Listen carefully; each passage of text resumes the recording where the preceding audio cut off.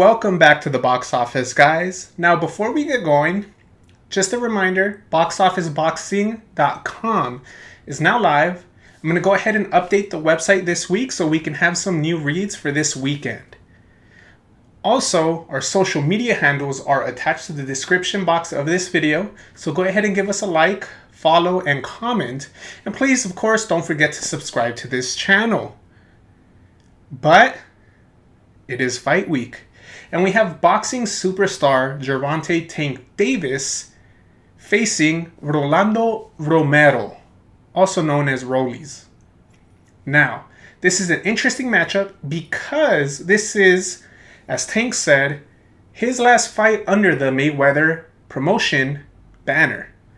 He's facing Romero, who's also under that same stable of Mayweather promotions, but he's looking to be the boxing superstar that Gervonta "Tank" Davis is. Both of these fighters have never tasted defeat, so they're both going to go in there looking to defend that O. What on paper looks like a big mismatch, according to the sportsbook, this fight has a lot of back and forth as far as talking mess goes. They have been selling the fight really well. They've been talking a lot about each other, getting under each other's skin, specifically Rolando Romero saying he's just going to knock him out. So, speaking of Rolando Romero, let's go ahead and take a look at how he's going to enter the ring. So, Rolando Romero, a plus 770. Yes, plus 770, meaning you have to bet $100, and if he pulls off a massive upset, you get $770 in return. Now, he's going to be entering the ring at 14-0 with 12 knockouts. As I mentioned, unblemished record. His height, he is sitting at 5 foot 8 inches with a 68-inch reach. And by taking a quick look, you'll notice that he does have the height and a slight reach advantage as well. His last 3 fights have been against Anthony Yigit, where he won by TKO, Avery Sparrow, where he won by TKO, and Jackson Martinez, where he won by a unanimous decision. A little background of Rolando Romero. That Jackson Martinez fight was very closely contested. A lot of people think Martinez won that bout. The judges, on the other hand, thought that Rolando did what he had to do to win. Kind of raised some eyebrows as far as looking at Rolando Romero's unblemished record, kind of seeing as padded, but he did a very good job at taking Avery Sparrow, a fighter out of Philadelphia who always brings it, and he's kind of a measuring stick to see what you got for your prospect. He's always going to be able to box and bang a little bit, and he's always in there to win. He doesn't come in to fold. So the fact that he was able to get him out by TKO after having that Jackson Martinez, let's call it a bad night, everyone knows that styles make fights, and everyone is, entitled to a bad night. So there's a lot to take in when it comes with Rollies, specifically the lack of a big name on his resume. But if you want to look over to Gervonta "Tank" Davis's side, he's actually developing a resume of his own. He's sitting at a minus 1,450 Vegas favorite, meaning you have to bet $1,450, and if he wins any way, shape, or form, you get $100 in return. Now, that's not a lot of value if you're going to be investing so much money to only get $100 in return, because this is a big, on paper, mismatch. The odds makers see as Rolando Ramirez actually losing this fight. They don't see him winning, but Tank Davis just going on and just another fight, another opponent to move on to bigger and better things. So Tank Davis is going to be entering the ring at 26-0, 24 of those wins coming by the way of knockout. His height is 5'5.5", and he has a 67.5-inch reach. Now, he does have 2.5-inch reach or height advantage, but that reach is only half an inch. So it's actually a little surprising to see that Tank does have a long wingspan. And I'm actually going to do the last 4 opponents for Tank Davis. His last opponent was Isaac Cruz, who's actually picking up a lot of steam after that loss. He's being more heavily promoted, and he actually got a fight as an A-side fighter. So Tank Davis was able to win by unanimous decision against Isaac Cruz. He was able to TKO Mario Barrios, who then went on and faced Keith Thurman, and he did lose, but he didn't get knocked out. And then he fought Leo Santa Cruz, in which he had Knockout of the Year candidate. And prior to that was Yuriorkis Jumboa, who's now more of a gatekeeper for any fighter trying to make a name for themselves. Actually, Yuriorkis Jumboa was Isaac Cruz's last opponent. So, as I mentioned before, this is the last fight under the Mayweather banner. So he's trying to put on a showcase, trying to prove himself to other promotional banners, seeing what he can work with and without to try to promote himself. Now, this fight, as I mentioned, has boxing superstar Gervonta Tank Davis. And I say boxing superstar because anytime I write about Gervonta Davis, I post about Gervonta Davis, or I make a video about Gervonta Davis, the viewers spike up. So boxing superstar Gervonta Davis actually had enough people talking so that he could get a betting guide. So I have the betting guide nice and early in the week for you guys. And we're going to start with the Vegas underdog because that always shows the juicier numbers. Rolando Romero. He's sitting at a plus 770 money line, meaning any way, shape, or form he pulls off the upset, you bet $100. And if he pulls off that upset, you get $770 in return. But the interesting thing is, if you're trying to bet that he's going to win by knockout, that's actually just sitting at $30 above the money line at a plus $800. And this could be to maybe the sportsbook falling into the trap or just seeing the only realistic way for him to win is by landing a punch and knocking Gervonta Davis out. Because it's only a $30 difference when you're being highly specific on how he's going to win the fight. So compare that to the decision victory that's actually sitting at a plus $1,400 for Rolando Romero to pull off the upset by decision. Odds makers are onto something. They kind of like to see and give you an idea of how they think this fight is going to play out. And they're kind of seeing it as if Raleigh's going to win this fight, it's going to be by knockout. Raleigh's been doing a really good job at selling the fight himself, so only time will tell. As far as Tank Davis goes, his numbers are a little bit opposite end of the spectrum. As the money line I mentioned before is sitting at a $1,450, meaning you have to bet that amount of money to get $100 in return. Now, if you're thinking, okay, let's be a little more specific. I think Tank Davis is going to knock him out. Well, the sportsbooks actually have him knocking Rolly out, and that's sitting at a minus $230. Now, it's not a lot of value, but it's a lot better than that $1,450. And by decision, that's actually sitting at a plus 340, at a plus $340. And if you believe that Raleigh is young enough to take a punch, he's big enough to take a punch, and he's going to be in there elusive enough and trying to survive, then that's your bet to make, the plus 340. But the sportsbook and the odds makers think that Gervonta Tank Davis is going to put on a show and get a win by knockout or TKO. Now, do we think that this fight is going to go the distance? If you think this fight is going to go the distance, that's sitting at a plus $270. If you think it's going to be not make it to if you think the fight is not going to make the distance, that's sitting at a minus $380. Do you think this fight is going to end in a draw?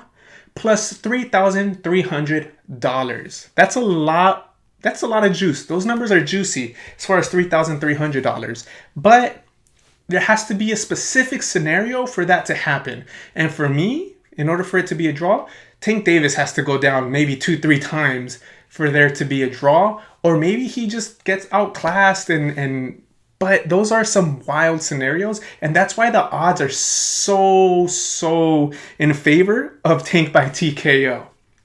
Now, the over-under, I haven't been able to find it yet. But a little insight on the over-under and what to expect. Tank Davis, when you bet the rounds 5 through 8 have the least amount of value, which is telling me that the over-under is going to be anywhere from rounds 5 through 8. Maybe 6.5 or 7.5 rounds is going to be the over-under. But we don't know yet, but those numbers will be coming out soon. consider that these other prop bets are already out. So it might be something where they wait till the weigh-in, or maybe a little bit before the weigh-in. But if all else fails, it should be in there the day of the fight night. Now, let's take a look at the keys to victory for both of these fighters. And let's start off with Rolando Romero, the Vegas underdog. Now, Rolando Romero is a taller opponent. He is a taller opponent, and he has a slight reach advantage. So, you're going to want to work off that jab. You want to work off that jab, and the reason I say work off that jab is because you want to start touching him up with that jab, kind of get that measuring stick, and once you can touch him enough times, you can come over with your bombs that you're so used to throwing. The thing about Rolly Romero, if you haven't seen him, is he's a very interesting fighter. He opens up a lot, he throws wild punches, he lunges as he reaches, he kind of does a little bit of everything you don't want your fighter to do, but he's been getting away with it because he packs a punch. So we're going to see now, it's going to give you the measuring stick of how skilled he is if he can mix those wild punches and working in with the jab with a more skillful counter fighter like Gervonta Davis. So work off that jab, be taller, use that reach advantage, mix it up. Be a little more unpredictable than what you already are.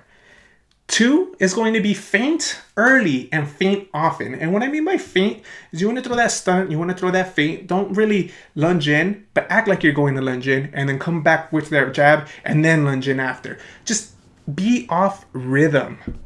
Don't let him see that punch from a mile away. Don't let him see that left hook coming in from a mile away. What you want to do is you want to disguise it behind that jab, and you want to throw some feints so that he can start covering up, and then you work off of that. You don't want to be too predictable to where he's seeing that right hook coming from a mile away and he can counter you and you can get caught or you can get baited in to a big counter punch by Gervonta Tank Davis. And number 3 is going to be stay fundamentally sound. And what I mean about that is, I mentioned before, you kind of do a little bit of everything you don't want a fighter to do. One of those things that kind of I see right off the bat is you have your hands right here, your gloves right here, instead of covering your face. Right here, you know what I mean? You're fighting like this, walking forward. Tighten up your defense. Tighten up your feet work. Don't be so wide that you give up your height. And don't be so flat-footed that you're always going to be late to react. Just tighten it up. Now, I'm not saying be a completely different fighter. I'm not saying try to imitate, Floyd Mayweather and box him like Mayweather. No. Rolly Romero has had success being who you are. But you want to just tighten it up a little bit and throw a little caution into the whole mix, because the last thing you want to do is catch a punch by a heavy-handed Gervonta Davis and end the night earlier than what you thought it should have been. Now, you do these 3 things, you'll put yourself in a good position to potentially pull off an upset. Remember, the odds makers think you're going to have to win by knockout. And you sure have been talking a game that you're going to end it by knockout. So, let's see what you got. Now, Tank Davis. Gervonta Tank Davis, boxing superstar. Anytime we talk about Tank Davis, the numbers spike. What do you have to do? Well, first things first, if the rumors are true, if what he's saying is true, you're going to want to stand your ground because he's going to want to try to bully you and just be rugged with you.